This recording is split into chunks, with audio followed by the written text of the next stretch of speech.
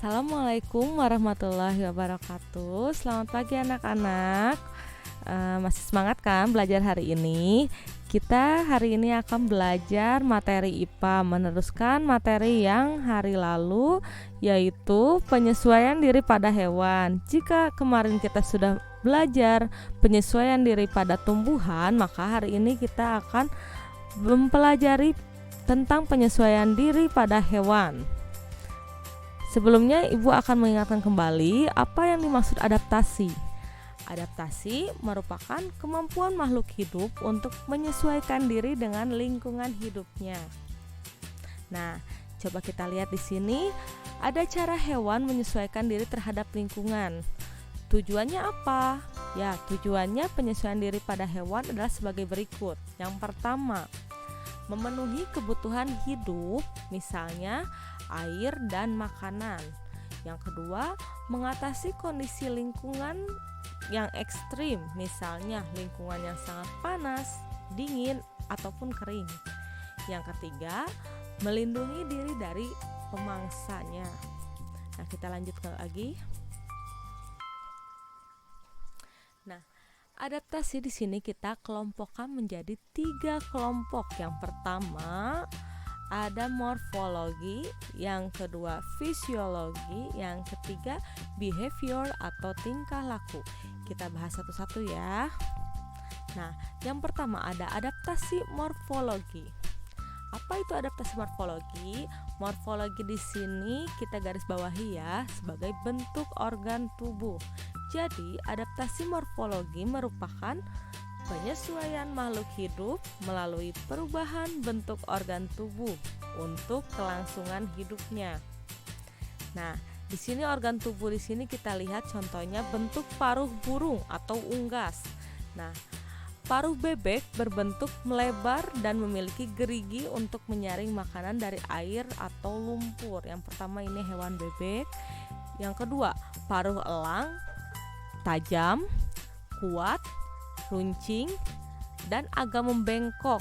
Fungsinya untuk mengoyak makanan berupa daging.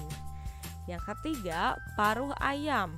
Nah, bentuknya pendek, tebal, dan juga runcing, yang berfungsi untuk mematuk makanan berupa biji-bijian.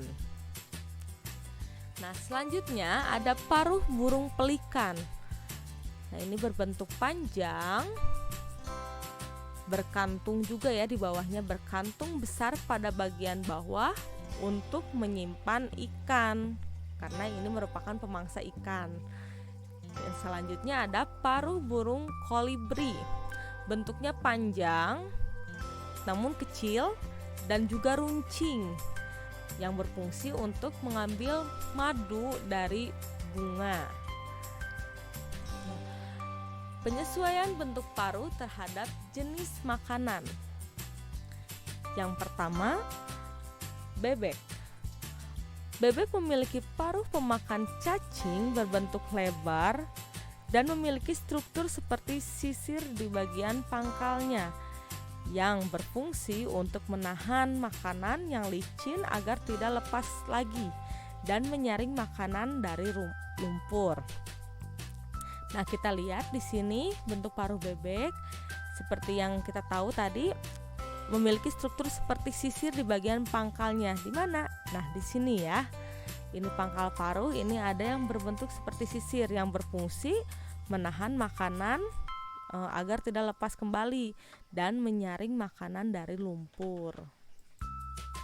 Nah, macam-macam bentuk paruh burung. Di sini contoh burung. Ini ya, ada itik tadi, bebek ya. Jenis makanannya ikan, cacing. Ciri-cirinya, ciri paruhnya.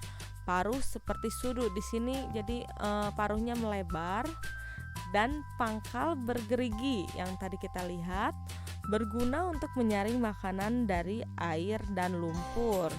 Yang kedua, burung elang. Jenis makanannya ular, ayam, kelinci ya, seperti kita tahu, daging-dagingan. Paruhnya tajam, runcing, dan juga agak membengkok, berfungsi untuk mengoyak makanan yang berupa daging. Nah, selanjutnya ada burung pipit. Jenis makanannya berupa biji-bijian. Ciri-ciri paruhnya berbentuk pendek namun tebal ya, kita lihat, dan runcing di ujungnya. Untuk apa? Untuk memecah biji-bijian seperti padi. Nah, selanjutnya ada, ini nomor 4 ya, ada burung pelatuk. Jenis makanannya itu mereka memakan serangga. Ciri paruhnya runcing, agak panjang untuk memahat kayu, fungsinya itu ya. Jadi untuk memahat kayu pohon dan menangkap serangga di dalamnya. Yang selanjutnya ada burung pelikan. Seperti tadi kita lihat, jenis makanannya itu ikan. Paruhnya panjang dan juga berkantung besar pada bagian bawah untuk menyimpan ikan. Nah, yang terakhir ada jenis burung atau unggas, yaitu ayam. Jenis makanannya biji-bijian dan juga cacing. Ciri-cirinya paruhnya pendek, tebal, dan juga runcing, berfungsi untuk memakan biji-bijian tadi.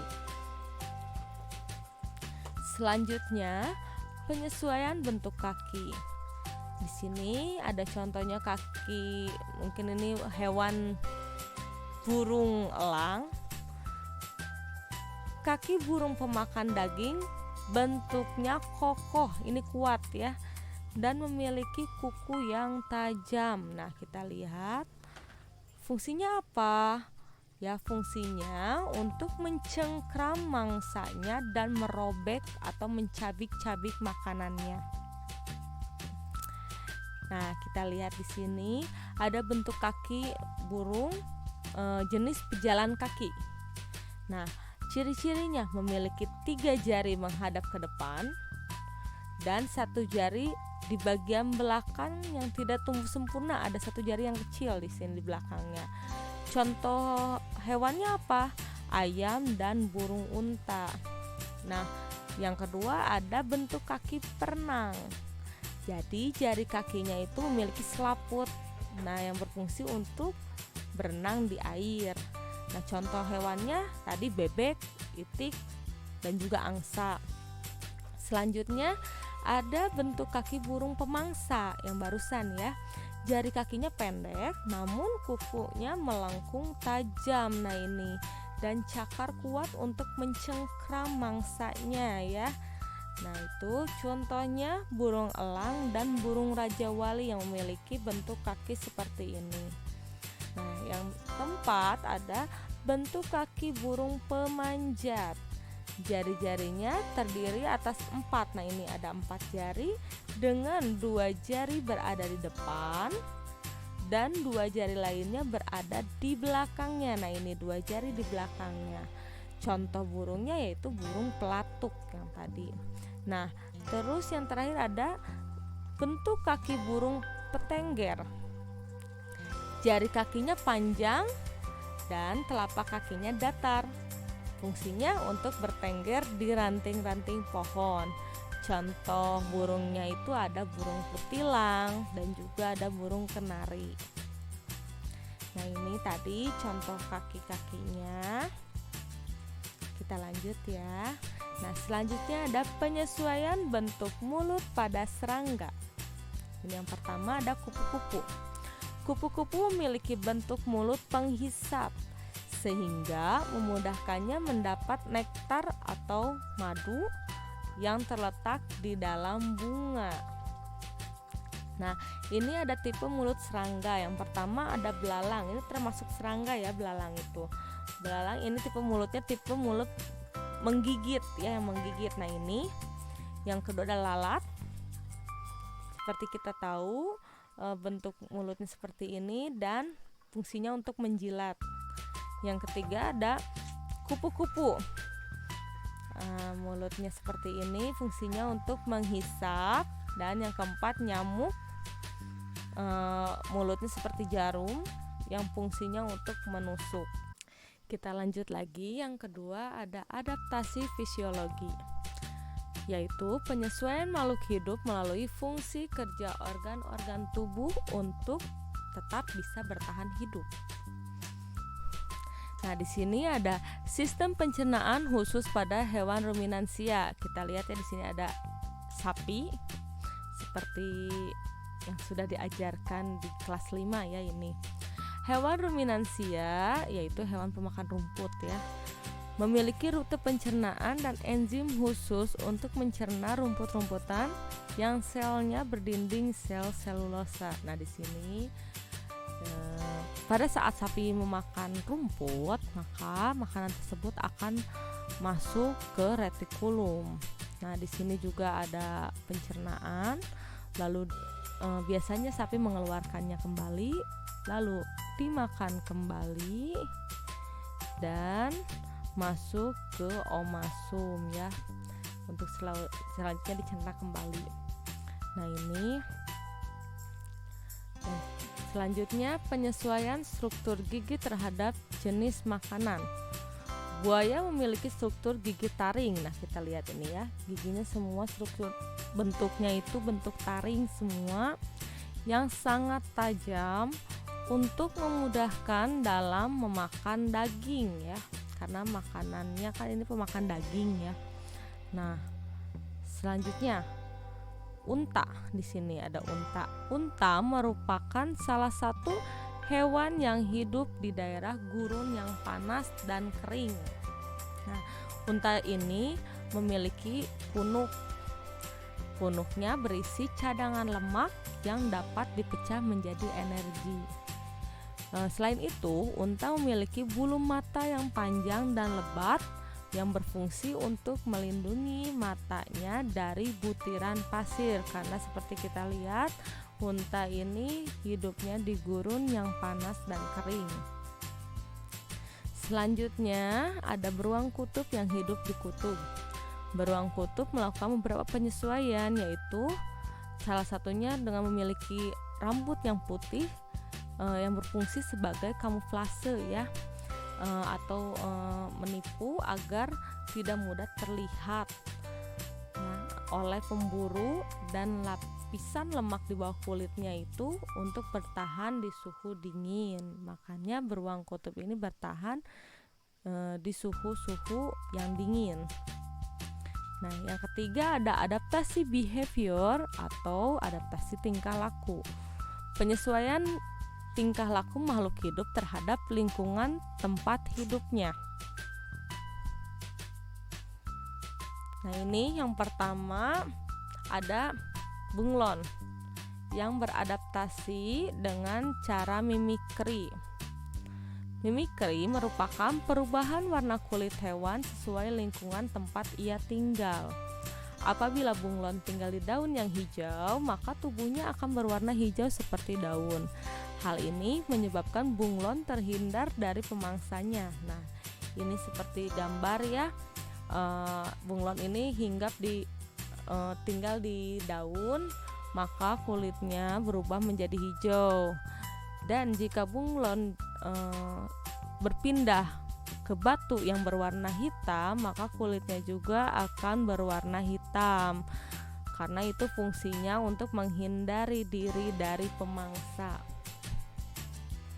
Nah, ini bunglon memiliki kemampuan mimikri yang tadi, kemampuan untuk mengubah warna kulit sesuai dengan kondisi lingkungannya. Selanjutnya ada cicak. Cicak itu beradaptasi juga dengan cara autotomi. Autotomi merupakan pemutusan bagian tubuh pada hewan untuk menjaga dirinya dari serangan musuh. Biasanya kalian melihat ya, kalau misalnya cicak melepaskan ekornya itu selalu bergerak-gerak, lalu cicaknya melarikan diri. Nah, ekornya yang lepas akan bergerak sehingga perhatian pemangsa beralih ke ekor tersebut, dan cicak dapat menyelamatkan diri dari pemangsanya. Selanjutnya ada hibernasi. Pada musim dingin, banyak hewan berdarah panas membutuhkan energi tambahan untuk menjaga suhu tubuhnya, tetapi makanan sangat langka. Mereka melakukan hibernasi yang merupakan tidur panjang pada musim dingin. Biasa terjadi pada tikus, landak, beruang, dan lainnya. Selanjutnya ada estivasi, hewan yang hidup di daerah gurun dan pada musim kemarau biasa mengalami kekurangan air. Mereka melakukan estivasi, yaitu tidur panjang di musim kemarau. Misalnya terjadi pada kadal, katak, keong, dan yang lainnya. Nah, di sini ada cumi-cumi dan gurita beradaptasi dengan cara mengeluarkan cairan tinta. Cumi-cumi dan gurita akan menyemprotkan tintanya dan berenang menjauh jika dalam keadaan bahaya. Hal ini dilakukan untuk mengecoh lawan sehingga lawan tidak bisa mengetahui keberadaannya karena lingkungan sekitarnya menjadi gelap oleh tinta tersebut. Nah, yang terakhir ada ikan buntal. Memiliki kemampuan mengembungkan tubuh untuk perlindungan diri. Selain itu, ikan ini juga memiliki duri-duri yang beracun pada tubuhnya untuk melindungi diri dari pemangsa. Nah, sampai di sini pembelajaran hari ini. Selanjutnya, silakan kalian kerjakan tugas yang telah Ibu berikan di Classroom. Terima kasih atas perhatiannya. Wassalamualaikum warahmatullahi wabarakatuh.